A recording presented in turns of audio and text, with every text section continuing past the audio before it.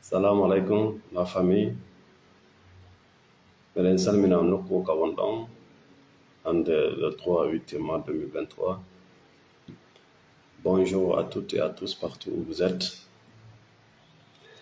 Nauna Shedli Thérapie. Partagez le live et mettez le cœur. En ngaray sendo den yoga e toɓɓe hande ka ɗerol ɗo biisnillah. Fi goto kala men yo wawu ɓeydade ka gurdam makko. O wawa feƴƴinde gurdam makko ɗam e hoore newende. Ɓay ka haqiqa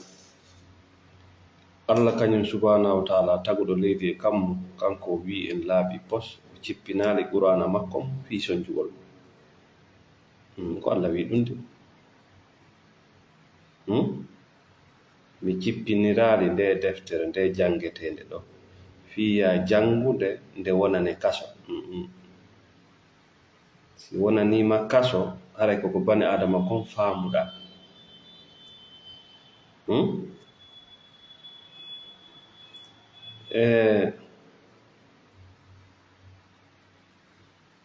Mayim, partagez Boubacar Leitougou, merci, bonjour. Mamadou Ramadan, merci. Haray ko hande mahuɗa joni right now ko hande woni ko mahuɗa fi honno fiya ƴettu suɓande ko wiyete ko décision fima an e ɓengure ma nden yon jaltu e ɗan ɗon gurdam won ɗum wullitagol. Décision goto pet woni hakkunde ma e yaltugol e ɗan gurdam. Na ko newi ka feƴƴuɗa toon no satti no ni'iraɗa no alhaaliji ɗi rewɗa e mum, c'est pas facile, c'est vrai. Mais si goɗɗo go waɗi andu an kada wawi wadde une seule décision ko ɗum woni hakkunde ma e ndi jawdi ndi faalaɗa, décision goto pet. Ko décision ko suɓande wotere pet woni hakkunde ma e ɓuttuma o. Kono buye meɗen nden suɓande ɗon hiɗen nattirde nden ɗon yeeso. Ɓay ko ɗum wona ɗen jannede ka école, c'est l'avenir. Ko ɗum wona ɗen jannede gadduɗe ko alijanna muñño.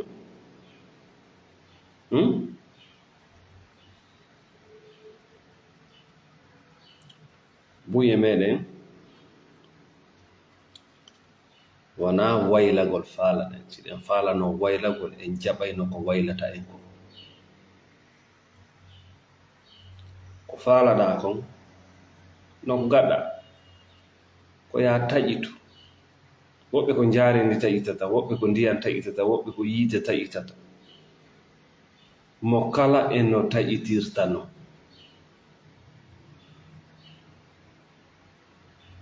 Ko gaɗa woni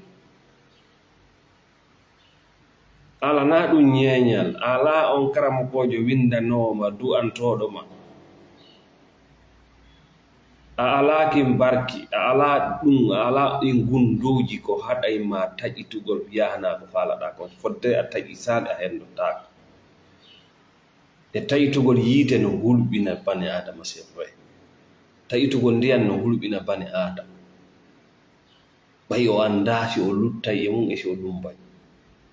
mais andu noon ko wonɗa e mum kon ko ɗum ɗon ɓuri hulɓinade di taƴitugol ngol. Gurdam tawɗam wona a bani adama hande kadi ko a alahu goɗɗo, ka diina ko a alahu goɗɗo, ka politique ko a alahu goɗɗo, ka ɗaɓɓere jawdi to jen nobje goɗɗo wawɗo wa ma jogorma alahu.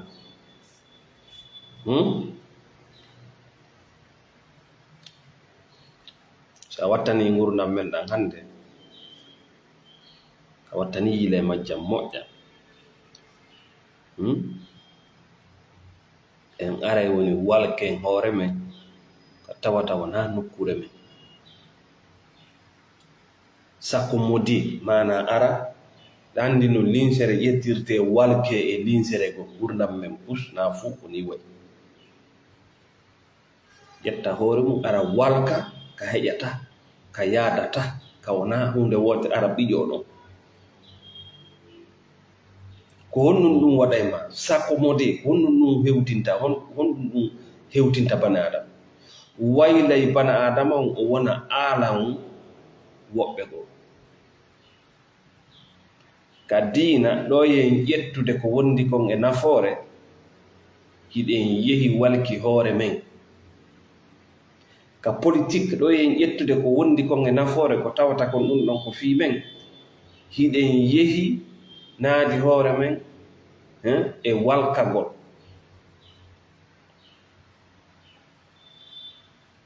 e systéme ji ɗi en famata ɗi yaada e gurdam men ɗam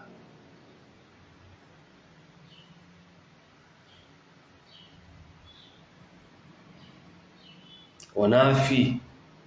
moƴƴi ka ɓoftojo on moƴƴay ka ma wona fi moƴƴiri arabujo on ka makko ɗum ɗon moƴƴirte an ka ma non walkugol hoore mum e systéme ji ɗum ɓeydata bane adama bal ko waɗata bane adama ko aala wonande ɓen yimɓe ɓe wi o walki hoore makko e muɗum ɗum ɗon noon no yaaji hay hakkunde ma e golle maɗe hakkunde ma e ko miijotoɗa merci Aliou Barry ko manque de confiance en soi mara ko wasugol andugol hino gay ɗum waddanta ɗum bananima donc ko hande na jangote right now woni ko maruɗa fiya ƴettu ko wiyete ko décision fima an e fi nde ɓengure ma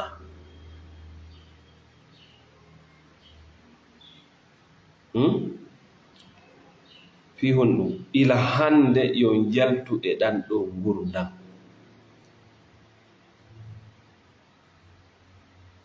wulditago yahono gurdam wiyeteɗan la responsabilité daranako ko ɗan ɗo gurdam waɗma bane aɗa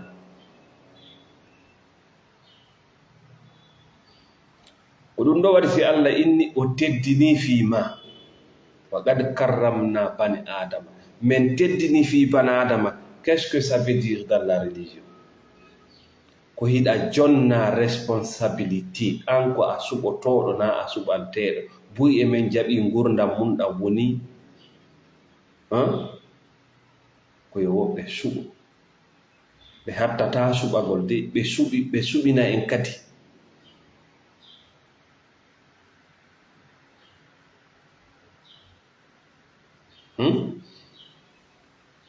mi fillito si Allah wi ka Qur'ana o teddinima o wi'ali ɗum fello o wi'ali ɗum leggal o wi'ali ɗum malaika o wi'ali ɗum jinna o wi'ali ɗum kullu wattan yila e nde yewtere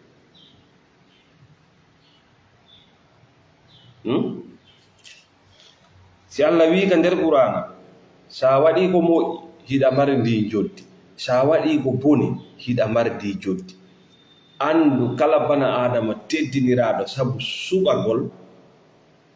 si o suɓike no o duwaka suɓorede noon ma so o suɓike ko duwaka suɓede joddi mum ɗi mo duwa jonnede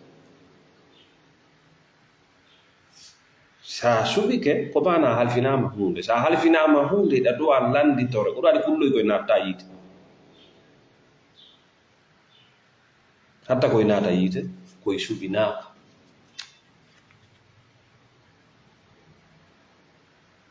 jonnon si tawi an mo Allah wi'i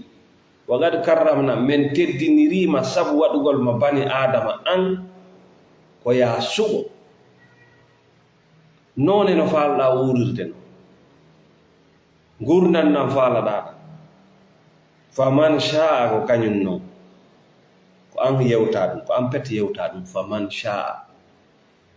si a salike noon jogagol ngal ɗon teddu a ƴetti faman sha a jonni goɗɗo goo a wonay kisan wullitoto ka diina faman sha a halfini woɓɓe ka politique faman sha ko woɓɓe ka ƴaɓɓere jawdi faman sha ko woɓɓe ka dewgal faman sha an ko woɓɓe wallahi ka goɗɗo wi yima o anday ni wona an woni suɓaɗo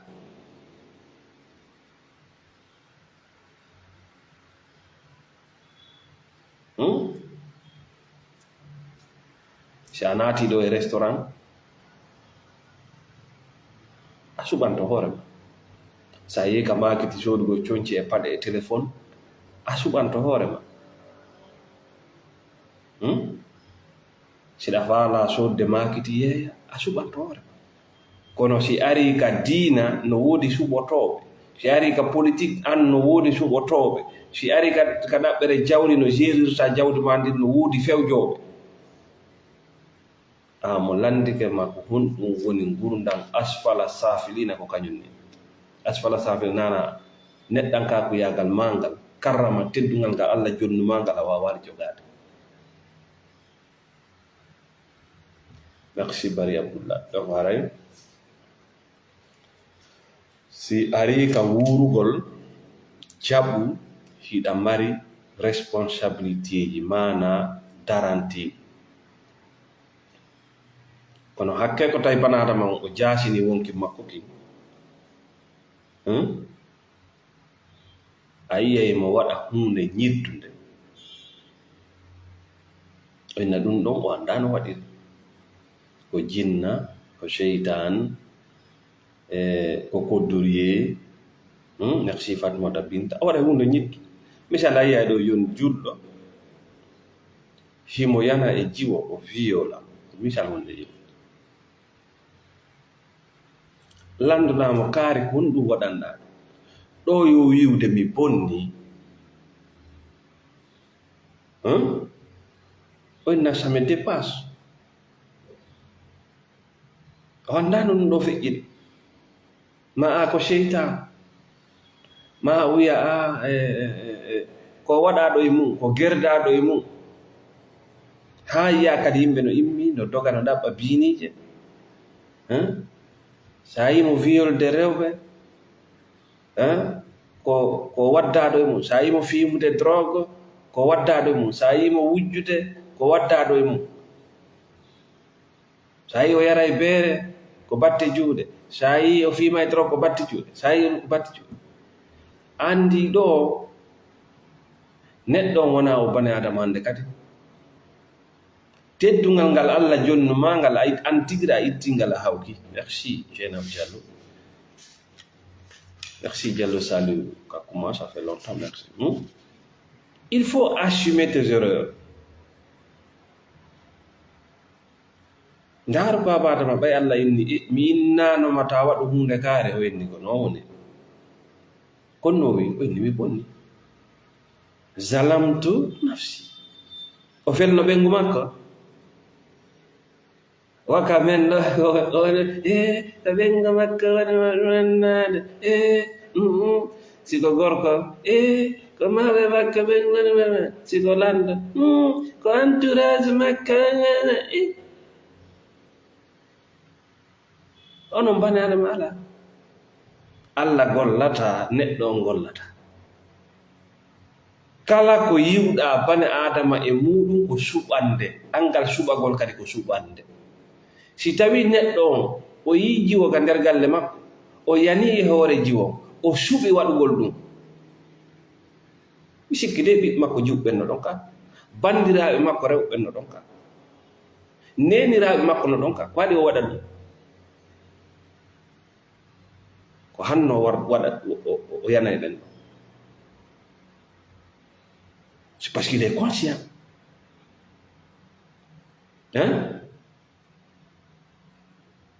o wonɗo fimde drogue o wonɗo wujjude mo feƴƴude fuuruji buy a yande mo yeyta yimɓe no juɗa bireedo yew naati nder to c'est parce qu'il est conscient mo andi wonɗo yarde beere gonno suuɗanto so ari haka dambugal makkiri koyo ñento waɗa toon praw konno waɗanta ɗum c'est parce qu'il est conscient mo andi donc ka diina si a faami diina wahinaaka kan ko ɓurtu ka wonanayi ma e huda e peewal si a faamaali ka koko bani adama kon faamata ka wonane soñja e halakuyi ɓay bani adama on kañum huulande makko nden ko huɓindagol ma ittama e neɗɗan kaaku wona neɗɗo hoolorayɗo mo kanko ko ɗum addi fedde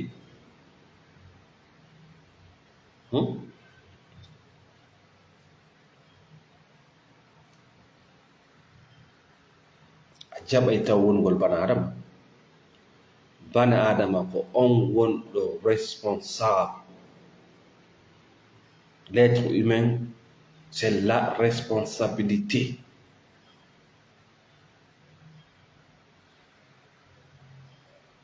Bani adama ko irritotoɗo darantoɗo ko zalamtu nafsi wiyete zalamtu nafsi mi toñi wonkiyanki ko non bani adama yewtirta na miɗa tooña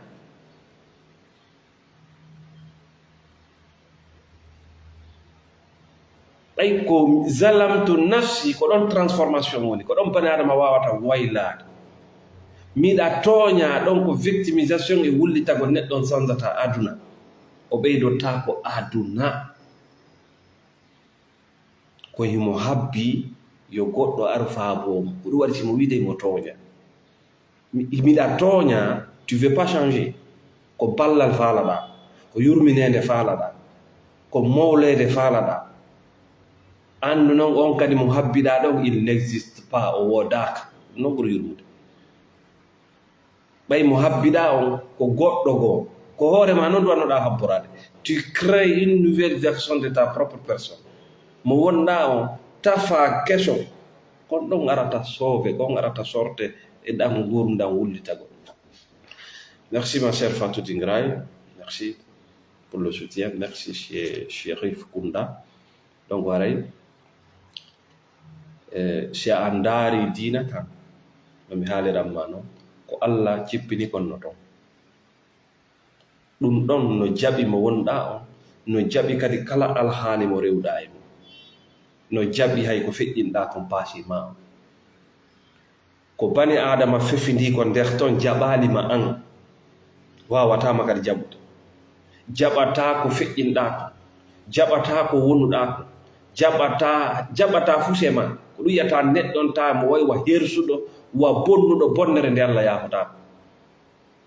parce que la religion humaine, le religieux ne peut pas accepter ce qu'il n'a pas créé. Kono ɓe wawata jaɓɓorde ko ɓe taga, c'est impossible. Allah ko be wona bani adama si kuranji ɗin feƴƴe hakkunde mum ɗiwa ka makko ɗi ara kama be wona bani adama be wona ko tagma andi sa woni bani adama a hooloray mo kisan kan ɓay kanko tagma ande kisan kanko tagma sa woni noon ko wona bani adama a hooloray kisan ko wona tagu mum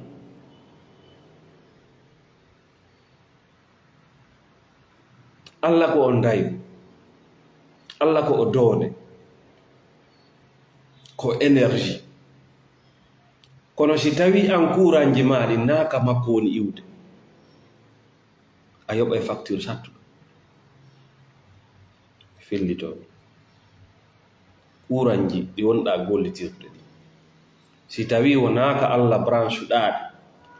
facture mo yoɓata on ça coûte très cher.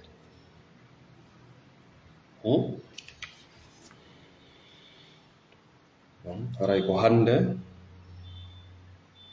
duwaɗa immade ƴetta ko wiyete kon décision feere andi buyi emen sikkay sanjugol ko feereji buyi ko planji buyi ko ɗum watta ɓe nattira yeeso ma ko be ɗum ɗo waɗa taw be mi heɓa ndi ɗo jawdi taw ma be mi voyage mi yaara ɗo ma be mi janga ngal ɗo gandal ma be mi heɓa o diplôme ma be mi seeda e ɓeɗo taw non a hato jinayi ɗum fop waylagol ko décision gooto pen waywa wongo julɗo wongol julɗo ko kalima gooto pet la ilaha illallah muhammadu rasulullah a woni ka wonaɗo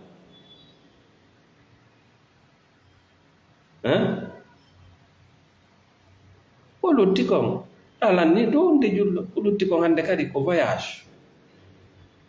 ko diina Allah kanni amma diina bana adama on kañum ko wiyayma a hunjoto hadisaji guluje temeɗe jeɗɗi a janngay defte guluje temeɗe jeɗɗi a ekkitoto guluje temeɗe tu vas pas s'en sortir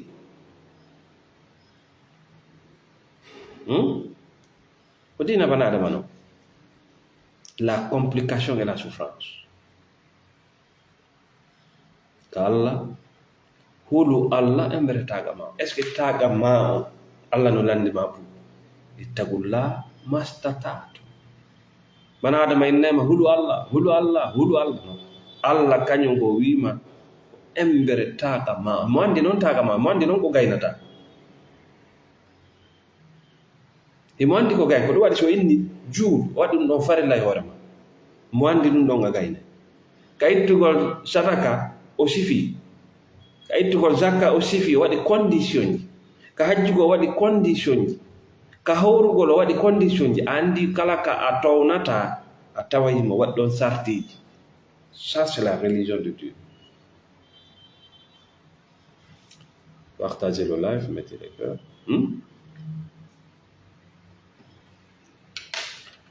Qui est là encore? Barry Aliou, Diallo Lamine Mar, merci beaucoup depuis Angola. Hakkunde ma emo faalaɗa wonde on ko décision goto pet ko woni o wela memude fi hon ɗum o wela memude a wonay bani adama si memama ko taguma original o c'est à dire bana na goɗɗum ngo wonɗa wonde ko ya yiltito e taguma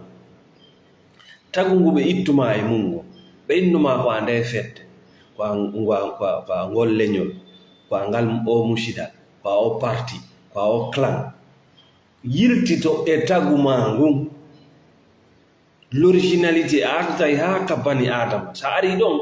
prendre ce genre de décision est très facile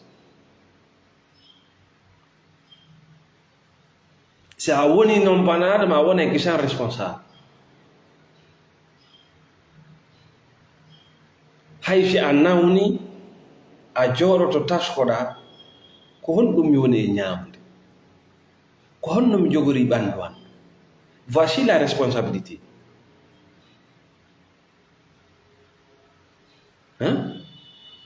wona mi nawni diina kayni mo yari juuri ko lekki ya yaran juuri mi nawni diina ka mi yabbati sawda ñawda e kala nawnare doga yaaro ƴakkan mi nawni ɓen si mi yehi mi torike duwam non toi a yalti e ɗama ngonda tu es maintenant dans la responsabilité si a nawni a yahay jooɗoɗa taskoɗa ko honno mi woni ñaamer ko honno mi woni e ɗanorade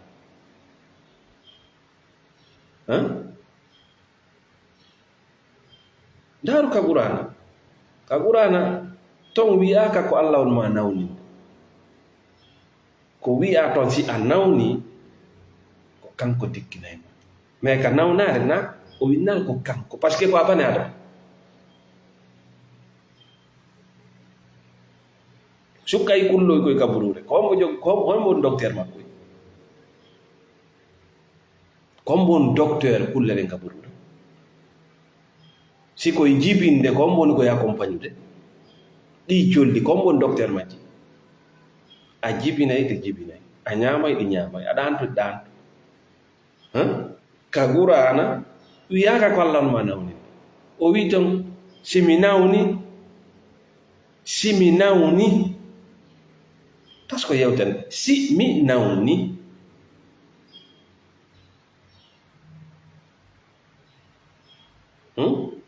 ndikka kanga ka makko yiwata bane adama si o nawni o yiltitoto e ko o ñaamata kon eno ɗanorta noon eno o miijorta noon eno o jogori ɓanndu makko ndu noon o yiltito o ndaara par ce que o anndi o falji nokkugo ɗon feƴƴi si dewgal ma ngal moƴƴaali si tawi a jaɓi yiltitagol wona bane adama mo Allah tagi o a ƴeewi toto laawi maaɗi si tawi politique mo jokkuɗa on o moƴƴiraali ma a yilti toto ƴeewitoɗa laawol ma si tawi ɗaɓɓere jawɗe ɗe jokkuɗa ɗe moƴƴiraali ma a yilti toto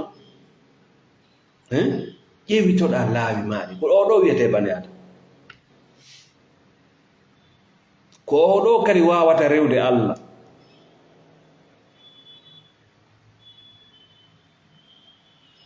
ko oɗo wawata laamade leydi moƴƴa ko oɗo wonata hoore ɓengure moƴƴa ko oɗo ɗaɓɓata jawdi hara son jaali goɗɗo ka ɗaɓɓugol nde o sonjata ka dépensugol ndi o sonjata ka ɗaɓɓugol laamu o sonjata ka hollitirgol laamu ngun o sonjata ka ɗaɓɓugol dewgal o fenata o ɗaynata ka wondugol ka dewgal o ɗaynata o fenata o jampunta fiyon noon ko bane adama amma noon arɗo yalti e neɗɗankako ari ka asfala safilina jonni hoore mum inde ko honno aray o il s'est déconnecté à la source aray o taƴi hoore makko ka ɓundu o taƴi hoore makko ga ndaygu mawno kanko e Allah haray goɗɗum no ɓisi hakkunde maɓɓe no way ɗo joni hiɗa heɓde courant kama kono a bonaaki an hiɗa mari courant kama kono ala contrat d'abonnement hiɗa mari ndiyan kama ala contrat d'abonnement a andi ɓisiɓe hakkunde ma e jooma ndiyan nan e jooma courant nan ko ɓe faala o ko ɗum ɓe haalanayma ko ɓe faala o ko ɗum ɓe waɗayma ko ɓe faala o ko ɗum ɓe hulɓinayma ala ka wullitoɗa ka diina ko ni wawɗa ka politique ko ni buyi e men wayi ka ɗaɓɓere jawli ko ni buyi e men wayi ne sont pas connectés à la source divine ko ɗum wiyete tawhid c'est à dire a humaaki ko wonɗa e gollitirde ka woni yiwde toon goɗɗo no ari ɓisi hakkunde ɗon wo ko waliwujo wo ko yumma ma wo ko bemma wo ko karamako ma wo ko lanɗo ma wo ko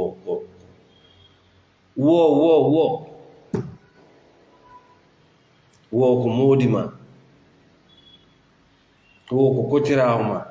wo ko patron goɗɗum do no ɓisi tampere ma nden fof ko ɓay a humaaki ka jawma jawdi on a humaaki ka jawma cellal on a humaaki ka jawma laamu on a humaaki ka jawma darja a humaaki ton haɗata heɓa jawdi haɗata heɓa darja haɗata heɓa laamu mais ɓay a humaaki ka jewɗo on aray no wonan ma sonja ala contrat d'abonnement service clientèle on an a susta noddude a susta yawde wullitoɗa ça marche pas parce que tu n'existes pas. Merci Diallo Lamine Mara. Partagez le live, mettez-le. Yon nora o oti ko watta ngila si min ni diina wahina ka kan ko ɓurana mon yewde fimo e ko tawi kon no laaɓi no selli ko wi kon ene laaɗo kono hande fayda no yurum sa inni goɗɗo nde ɗo yewtere nde sella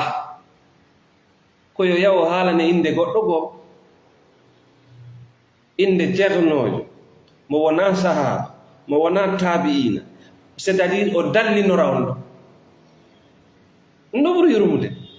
o hadisi ɗo o sella non ko kram ko kaari filli o hadisi ɗo o sella kono ñaawore makko nden ñaawore makko nden no moƴƴi wona e nelaaɗo wi tabita ko e nelaaɗo wi kono ñaawore nden no selli ka diina ka politique.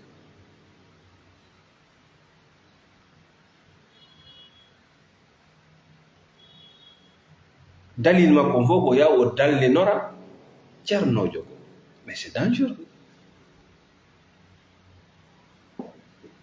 wona ni qur'ana hunjorte angira hunji qur'ana naagi binatirni wi diina no hino no qur'ana hunjorte hino no sahabaɓe hunjori qur'ana ala hunde ko fuɗɗoɗa hunde ala ka diina ko kisu a taw waɗɗama timmi laaɓi dambugal fermama ala hunde ko waɗa ko si a jokkay ma sa jokkata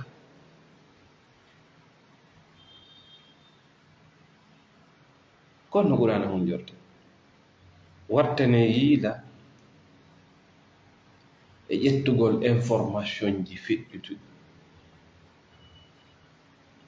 moɓugol information ji humpitandeji feƴƴutuɗi ko ɗum humpitandeji feƴƴutuɗi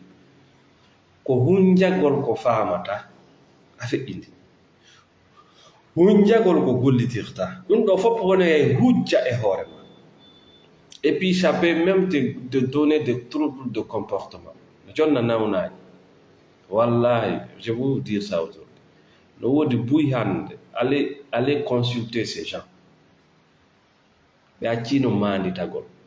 ɓe heeɓi nawnare ɓe acci manditagol ɓe heeɓi nawnare yejjutugol pande ko mémoire maɓɓe woni soti disonteron ka nder hoore soti no neeɓi surcharge ko honno nelaaɗo alayhi salatu wassalam jannirayno sahabaɓe diina ka kombo woni ɗaɓɓitude ɗum hombo woni ɗaɓɓitude ɗum jannirano kiifesa sahabaɓe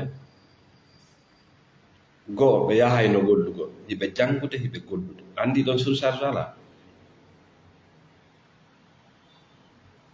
o yahay janngugol himo gollude c'est-à-dire ça c'est qu'on appelle l'équilibrement ɓanndu makko ndun no hatto jini e sabunde reedu makko ndun no hatto jini e ñaamete ƴiiƴam makko ɗan no hatto jini e docteur jo cellal awraji ɗin no hatto jini e sahwuji ça c'est de l'argent c'est des factures donc il va aller travailler donc là c'est l'équilibre himo hatto jini e Allah makko on ɗon ko ɓe o jannga jonnon ko honno ɓe hunjorayno si ɓe yiwi golle ɓe ari ɓe ƴetta corteji sappo 10 verset ɓe feƴƴata ɗo si ɓe gayni hunjade ɗum ɗon ɓe feƴƴata ɓe yaha ɓe hunjo goɗɗum ɓe watta ɗon no après la mémorisation ɓe annditren hunjagol c'est très important je suis pas là pour décourager quelqu'un mais si a ƴettali no duyra noon nawnare no habbima mbiɗa anndi de j'ai accompagné beaucoup de personnes dans ça koko mi anndi mone a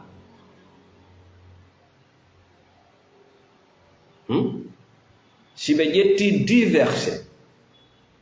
si tawi ɗum ɗon naati laaɓi ɗum ɗon on ɓowri hunjama deuxiéme étape na yawgol hunjogol ɗum ko etagol faama ɗon kadi ko hunjagol gol andi hunjagol janga kalfe ɗen ɓowrina ɗen e hunjagol faama kalfe ɗen na gootum ɓe ara noon kadi ka ɗaɓɓitugol faamu ɗe kalfe hunjade ɗo tafsir majje ñaawoje majje ko hunɗum ɗe noddilan e mum ko hunɗum ɗe raɗilan e mum ko hunɗum ɗe wollan waajade hunjande ɗiɗi ara nun ɗum matiére on ɓe nangimo deuxiéme c'est la spiritualité gundo suuɗiɗo ton firo ngo ɓe nangan ɗon kadi ɓe famata ɗon ɓe sota kadi ɓe yaha ɓe hunjo jortiji gon noon si ɓe feƴƴi ka faamu ɓe arana noon ka mu'amalat ka golle ko tuma ɓe wattori ɗum ɗon ka gurdam maɓɓe tawi ɗum ɗo ñiiɓi ɓe jokki ɗaɓɓere maɓɓe aduna si tawi ɓe jangi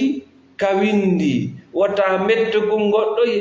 wata wondo e fenande wata ɓatto sanamuye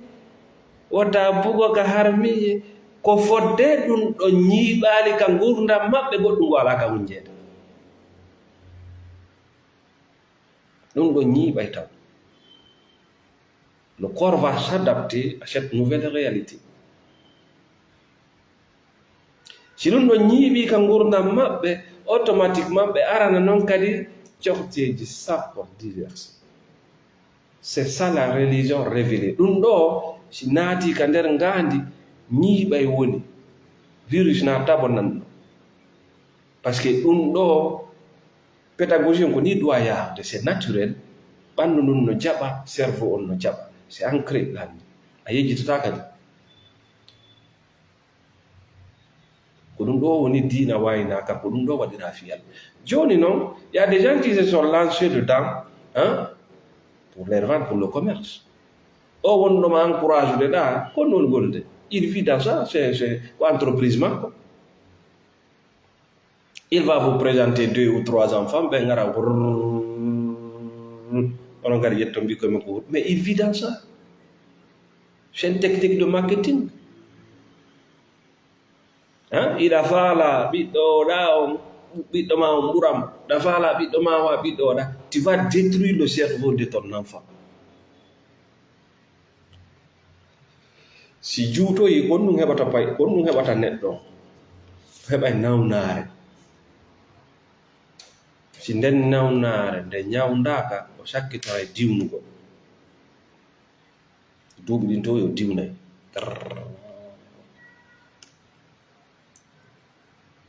ka sukankaakuyagal makko o heɓay nawnaare yejjutugol moƴƴano sotay mandota le cerveau a lâché trop d'informations pas de compréhension pas de pratique o heɓoya toon kadi jikku suuɗiiɗo mo feññinanta goɗɗo añugol diina kam ɗum ɗon o feññinta na Allah wañi ko kan diina rewno kam o eɗan gurda woni añude il a été traumatisé trahi il se sent trahi o wiyama ko hunjiɗo Qur'an mais ka o dari ɗo hande mo andi puttere alaka nder hoore makko comme woni yirditade après 10 ans 20 ans yaha landito ɓe yimɓe darta ɓe ɗuɗa sabu ɗum ɗo neɗɗo no wawi waylade wona fasikijo hulɓiniɗo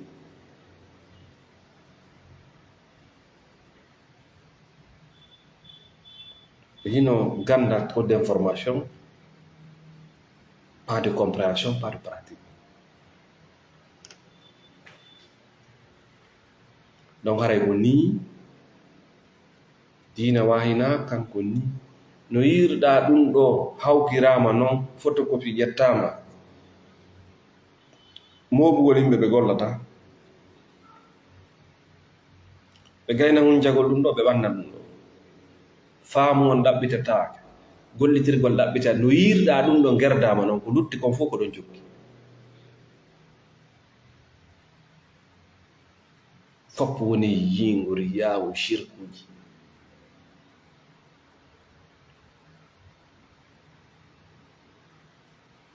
on gara yiddere yewtere men nde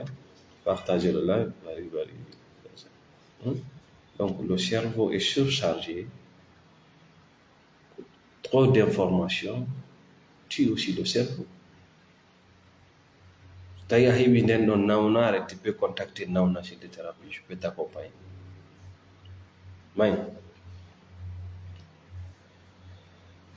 joni noon si ari par ce que si hewti nokkugo ko be immoɗa yaha ƴettita gurdam maɗa a andi ko a tagaɗo bani adama c'est naturel ko arɗa ɗo ko a bani adama e nder jangi miɗa andi ko menen ni mayin arde nga ɗum ɗo ko fimen ɗum ɗo na fimen a wonti goɗɗum go a wonti goɗɗum ngo ko nafatama ko ɗumen tan nandolla. Tu vis dans l'ego, ko on ego wiyete min, ko on min nanirta iblisa. Ana khayrun min, kongol iblisa ngon. Ana, c'est son ego qui parle. Neɓuɗugol e makko e malaika, o sikki o woni malaika. Ayi, neɓuɗugol e makko malaika, neɓugol makko ka aljanna, o sikki o woni malaika. A yiltitoto ka taguma. Iblisa ronki faamude wona o malaika, ko o jini. O sikki ko o malaika.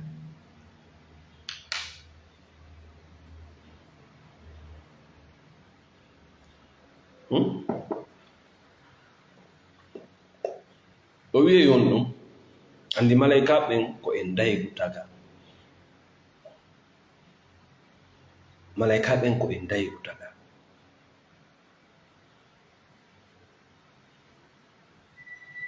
Waɗi calcul fenande. O ndaari tagu Adamu, winni ana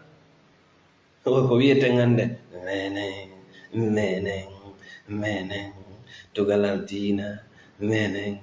ko ngari, menen ko jawdi, menen ko waliyaku, menen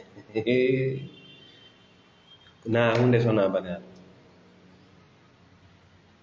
Hande ida moƴƴi, jango ko Allah andi. Hanke yiɗa boni, ande ida moƴƴi. Wona hunde sona bana. Donc si tawi ari ka thérapie fiya waw huɓindade gurdama, fiya yiltito ƴetta gurdama nda, hara hino ko waɗa faamu. Par ce que buy kadi fuɗɗoto transformade nata e vengeance. C'est pas ça. Merci Abdoulaye Baldé. Lorsqu'il s'agit de reprendre les choses en main, wattana yila ɗon kadi, parce que ɗon kadi a ratay tinna, buy ko ɗon kadi ratata. Parce que finugol kadi wonde ɓittini. Si a fina bete ala yiwde, a sendira gaño e kiɗo, a sendira ko bone ko moƴƴi, o moƴƴiɗa yawde. Ida sonka ida karakaranno ida yaha ida sikkange ko ngol. Mais sa fuɗɗike kadi finde a yiyay muusindi gol a raasu. Fi honɗum mi jaɓani ɗum, fi honɗum ɗum rewi hoore ko ɗon noon wattamta yila wota morto kadi. Fewndo ka yahata inna kadi ɗa ƴettude gurdam maɗa ɗon andu piiji ɗiɗi no ɗon wona ya tawnorɗe to. Wona ya yaw huɓidoɗa yimɓe ɓe, ma ya yaw kadi dowla yimɓe ɓe. Andi an hariɗa dowlede. An goɗɗo no huɓindima, hari goɗɗo no contrôle no ma. No wona modi ma, no wona ɓengu ma, no wona patron ma, no wona mawɗo ma, no wona politique, goɗɗum do no contrôle ma ha woni objet mum. Ida e nder diina, ida yaha ida sikka koye diina, wonɗa hara koye fedde. Hara koye fedde wonɗa, ida yaha ɗon, a faamoyi finalement, ça c'est du dogme. C'est le lavage de cerveau, ça n'a rien à foutre avec Dieu. An kadi non hara yantale ɗin piège ji ɗon. Anda, il s'agit tout simplement de vivre sa vie. Ko fof non. Andi hari a wuura, hari a wuuran idéologie ji, a wuuran faamuji, a wuuran lampe gertowiɗ, a wuuran ni ɗum ɗo ɗum ɗo. Joni non, mission ma kese on, c'est la responsabilité vivre ta vie. Ko ɗon hande kadi laawol ma kesongo, laawol ma kesongo na hullitago. Si moƴƴi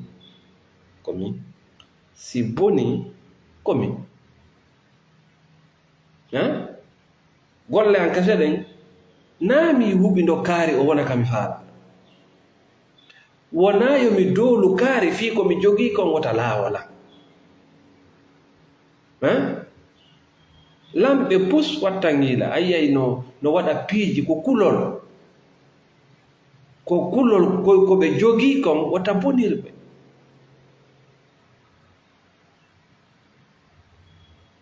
Ko insécurité, ko angal hisugol.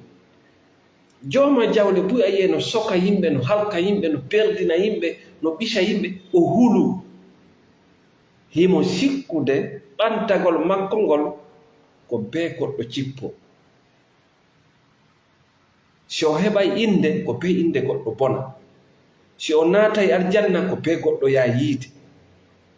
ko be o yaha o ƴetta baraji goɗɗo, julde goɗɗo, hajju goɗɗo, ko be o yaha o rekkipara fuu, o jonne kanko on ɗon yaha yiide kanko ya aljanna. Yaltu e on mentalité na diina.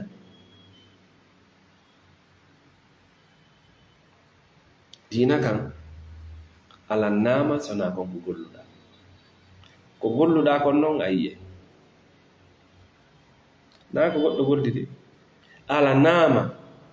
sona kon ko golluɗa, ko golluɗa kon sikke ala a yiiray ɗum yiitira maɗa. Merci Diallo Amadou. Si vous voulez poser des questions, vous m'appelez en privé. Merci Sireba Diallo Saïdou. Donc, ta nouvelle vie, non, oui, femme, il me faut une décision. Oui, il y a une décision pour toi et pour ta famille. Il y a tout le monde. Arana darana gongo dama la responsable nata aljanna. ala nima sali be responsabilité ko be yaata yiti. C'est ça la vraie religion. Jabuɓe ɓen si ɓe bonni ko kamɓe bonni, si ɓe moƴƴini ko kamɓe moƴƴini, si naatay aljanna ko ɓe ɗo, naatay ɓe yiite ɓen ko wiɓe ɓen o si ɓe bonni no kamɓe ko batte juuɗe ko gere ko seytane ko jinnade ko kiya ko kammo gon ko koddu on si a mayidi e mon ko yiite. Par ce que ko hombo wallinante peese ko bani adama. Nde goɗɗo nenne ɗo gattete ñaawede ko julde nden kori kosi ko a bani adama, kosi ko a bani adama. Bani adama c'est une personne responsable. Ko tawɓe ɓe wi zalamtu nafsi, ɗe toñe ɗo ko min toñi mum, ko ɓen peesante, ko ɓen wallante peese.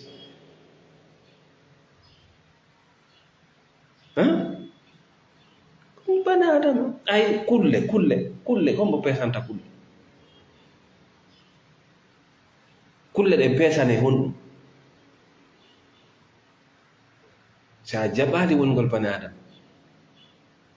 piiji ɗiɗi ko amma yiltoɗa ka gurdam kulle asfala safilin ma diwa yaha ka gurdam malaika ma jinna, ɗum ɗo fof a heɓi probléme. sa jaɓaali wongol bani adama ko amma yiltoɗa asfala safilina ka gurdam kulle ma diwa naɓeɗa gurdam malaika e jinna. buye men noon ko ɗan gurdam wuuri.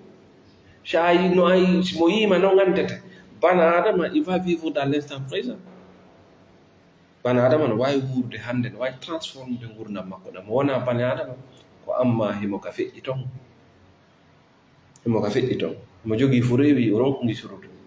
ma o himo ko honɗum waɗoyta, ko nawnara no nangatana, koyre mo sayna, koye accident mi mayata, jawdi andi lanni, ɓe raɗotonan ɗo,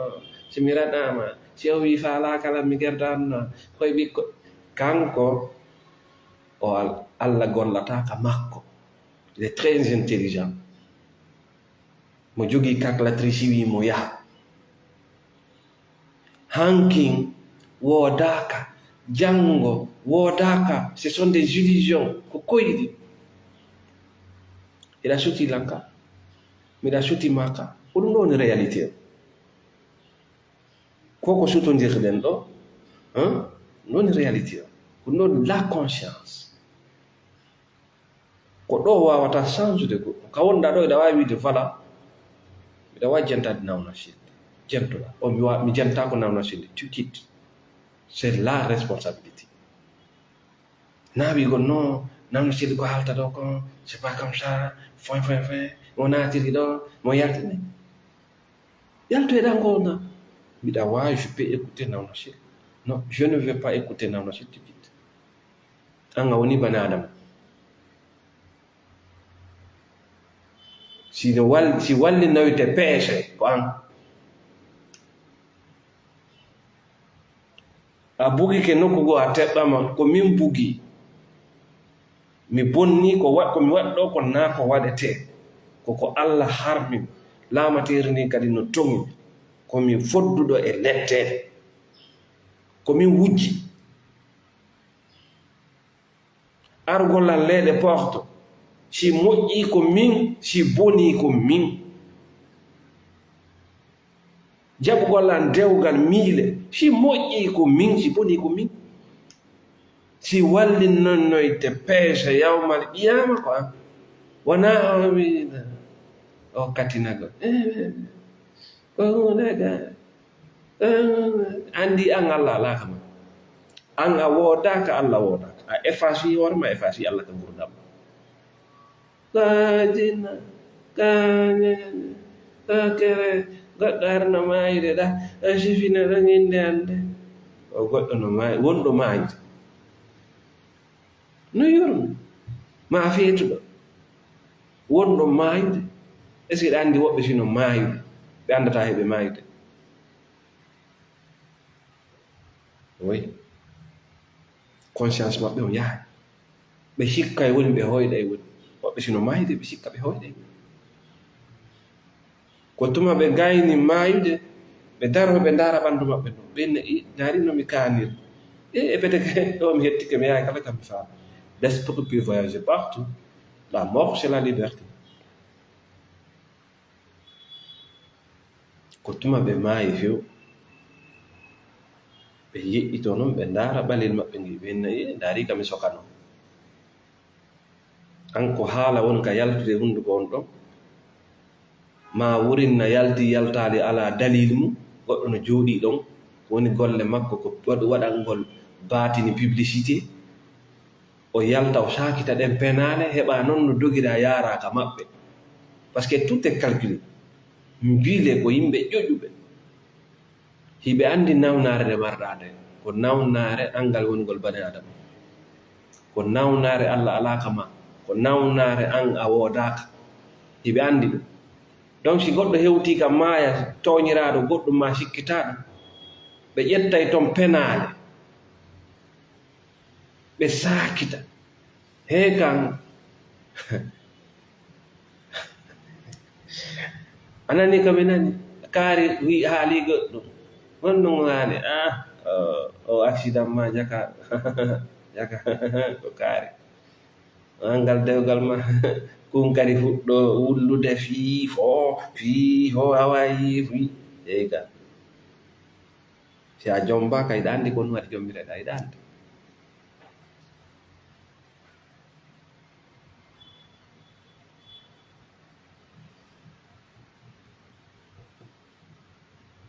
si a jombaka hiɗa anndi ko ɗum haɗi jombireɗa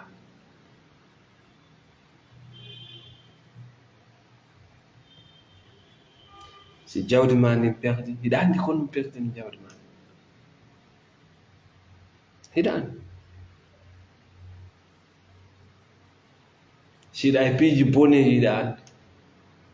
awa si a jaɓi a wi zalamtu nafsi ko an wallinante peese hayso ko a bonnoo ko an wallinante peese si ko moƴƴi kon e nder peese ɗen ɓuri ko bonnuɗa ko hino tañƴina aron ka yawde yiide kono an aroro Allah alaka ma Allah gollata an a woodaka wallinanɗa peese tu n'existe pas mo peesante a yi'e a ala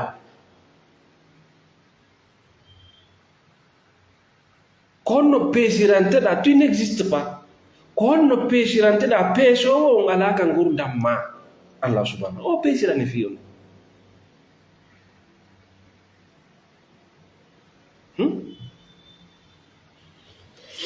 ɗon feƴƴe nden toɓɓere ɗon ekkito ƴetta o décision ma hande ekkito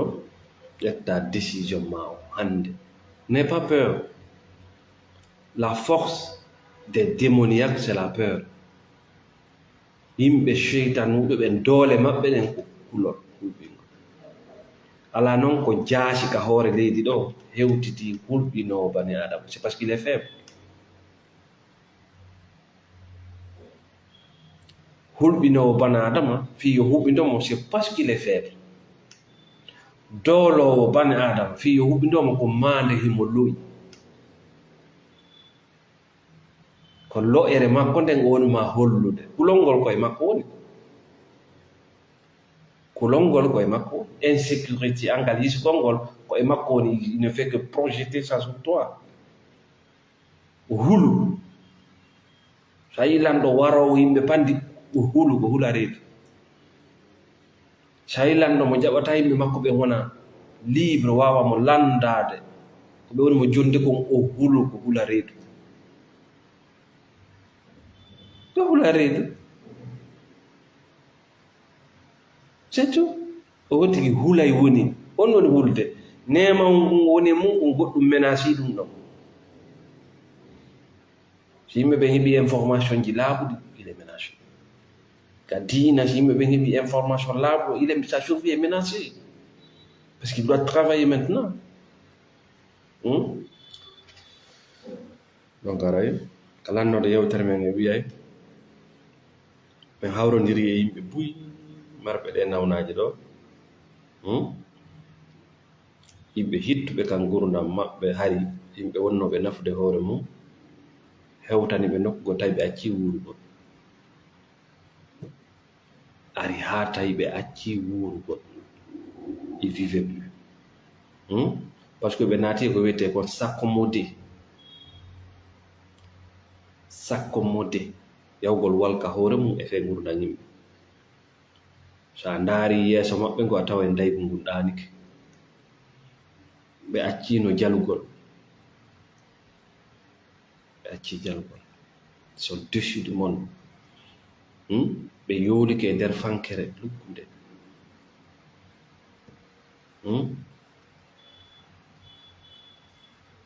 ala noon ko satti wuurugol e nder ngayka ka ala hattode harayɗa yahude tum ara yimɓe ɓen kadi annda ko e nder ngayka wonɗa donc haray ko ɗo wonɗen hattude hannde en tori Allah subhanahu wa taala yo Allah faami en ko wona yewtede ɗo en tori Allah subhanahu wa taala nawnuɓe ɓen yo Allah hawrindinɓe e ndikka tori Allah subhanahu wa taala wonɓe ɗaɓɓude kaydiji e hoore ko moƴƴi yo Allah arsukuɓe ɓe tori Allah subhanahu wa taala faalaɓe artude ka men ɗo aljanna sur terre yo Allah newinanɓe hoore jam ɓe tori Allah subhanahu wa taala wonɓe e nder pression sonjaji aduna dewle jawle ñamale yo Allah jonnutuɓe hoore maɓɓe ɓe yalta e ɗan honda meski par ce que ba naatuɓe kasoji e hoore hara ko toñaɓe yo Allah jonnutuɓe gonga maɓɓe kamɓe hetto ɓe weltani kala wonɓe supportude oɗo page amen wonɓe arde ɗo commenta winda wonɓe noddude men windana men wonɓe tambitade oɗo page wonɓe sodde thérapie e jungo amen wonɓe sodde lekki ɗuuɗi kala ko wonɗen horlende mbeɗa salmina on ko yewtino nde ɗo yewtere ko Namna Selli thérapie depuis Conakry. Salamu aleykum wa rahmatullah.